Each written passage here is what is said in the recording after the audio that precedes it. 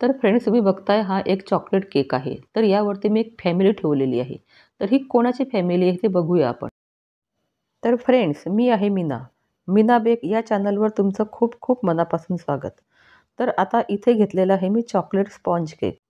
तर या केकचे मी 3 लेयर कट केलेले आहे.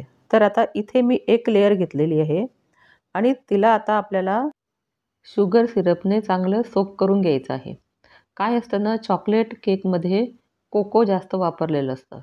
तर त्यामुळे ते पाणी जास्त ॲब्सॉर्ब करून घेतं. म्हणून आपल्याला चॉकलेट केक बनवताना केव्हाही हा चांगल्या शुगर सिरपने सोक करून घ्यायचा आणि मग त्याच्यावरती आपण हे क्रीम वगैरे टाकून तो केक बनवायचा.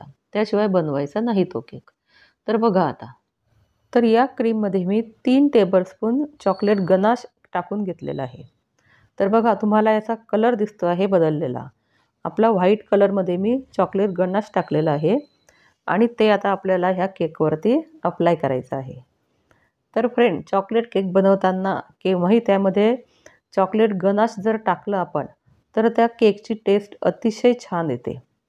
आणि बघा, आता ही पहिल्या लेयरला मी पूर्ण क्रीम इथे स्प्रेड करून घेतलेली आहे. तर फ्रेंड्स, आता हे क्रीम पूर्ण लावून झाल्यानंतर आपल्याला याच्यावरती 1 टेबलस्पून चॉकलेट गनाश टाकायचा आहे. तर बघा, आता चॉकलेटचा जर आपण या चॉकलेट केकमध्ये जास्त वापर केला, तर त्याची टेस्ट अतिशय छान लागते. आणि हा केक मी किती रुपयाला सेल केला, हे पण मी व्हिडिओच्या शेवटी तुम्हाला सांगणार आहे. आणि मी तुम्हाला आधी सांगितलं की आपल्याला एका फॅमिलीला भेटायचं आहे. तर ती फॅमिली कोणाची आहे, हे पण मी तुम्हाला सांगणार आहे. तर तुम्ही व्हिडिओ शेवटपर्यंत बघा, म्हणजे तुम्हाला कळेल.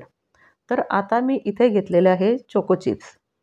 तर ह्या चॉकलेट केक असल्यामुळे मी इथे चोको चिप्स याच्यावरती टाकून घेते आहे.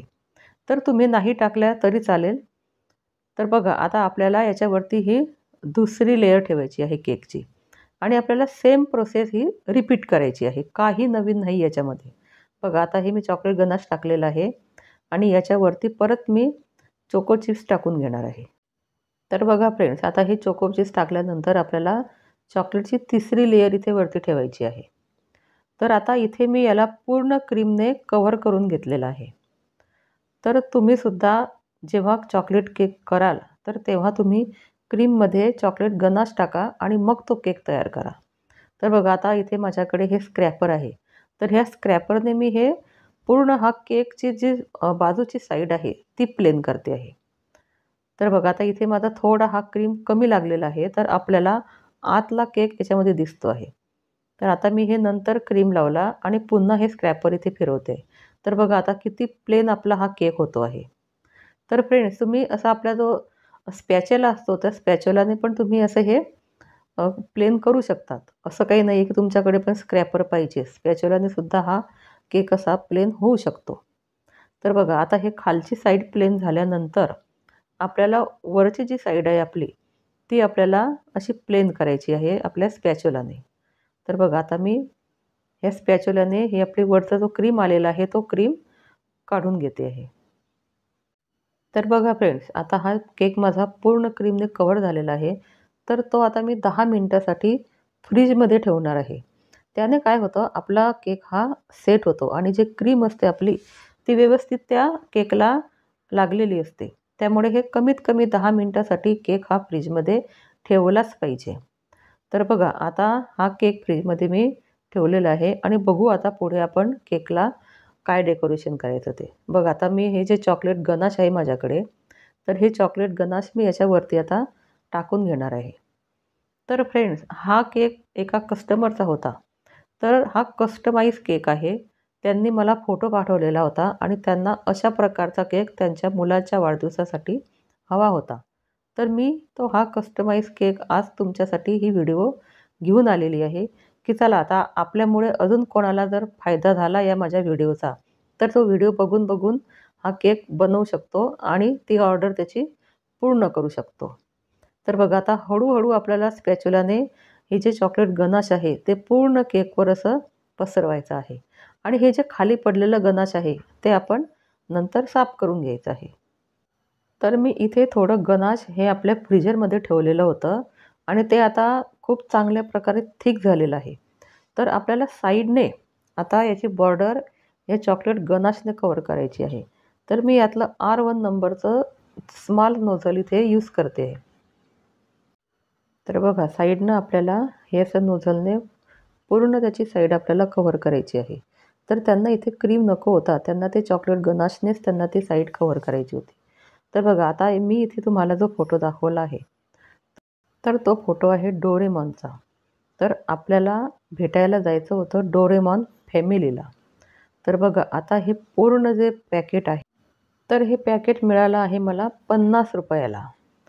तर तुम्ही जर कुठे सिटीमध्ये असाल, खेडेगावामध्ये असाल, तर बऱ्याच ठिकाणी वेगवेगळे रेट असे हे असू शकतात. तर मला हे ₹50 ला पॅकेट मिळालेलं आहे. तर त्यांना डोरेमॉन फॅमिलीचा हा केक हवा होता. म्हणून मी त्यांच्यासाठी हा पूर्ण फॅमिलीचा फोटो इथे आणलेला आहे. तर बघा आता इथे आपल्याला पूर्ण त्याची ही फॅमिली इथे ठेवून द्यायची आहे. तर अशा प्रकारे आता हा आपला डोरेमॉन फॅमिलीचा हा केक आपला तयार होईल. तर लहान मुलांना कसे हे कार्टूनचे केक जर असले तर त्यांना हे खूप आवडतात आणि त्यांच्यासाठी मार्केटमध्ये पण तसे वेगवेगळ्या प्रकारचे असे फोटो वगैरे आलेले असतात. फक्त आपल्याला जर अशी ऑर्डर केव्हा आली तर ही ऑर्डर आपण कॅन्सल करायची नाही. ती ऑर्डर नेहमी स्वीकारायची, म्हणजे आपल्याला असे युनिक केक करायला मिळतात. तर आता इथे माझ्याकडे आहे गोल्डन असे छोटे छोटे बॉल. तर ते बॉल मी आता याच्यावरती डेकोरेट करणार आहे. तर बघा खूप छान असे हे छोटे छोटे बॉल याच्यावरती दिसतात. एकदम सुंदर हा केक आपला दिसत होता आणि हा कस्टमरला केक खूप आवडला आणि हा केक मी त्यांना ₹550 अर्धा किलो म्हणून हा केक मी सेल केलेला आहे. तर बघा आता आपल्याला याच्यामध्ये चॉकलेटचं प्रमाण खूप आपण घेतलेलं आहे. त्याच्याबरोबर आपल्याला क्रीम पण लागलेला आहे आणि चॉकलेटचा चांगल्या प्रकारे मी यात वापर केलेला आहे आणि याची टेस्ट पण एकदम खूप छान लागली त्यांना. खूप आवडला केक हा.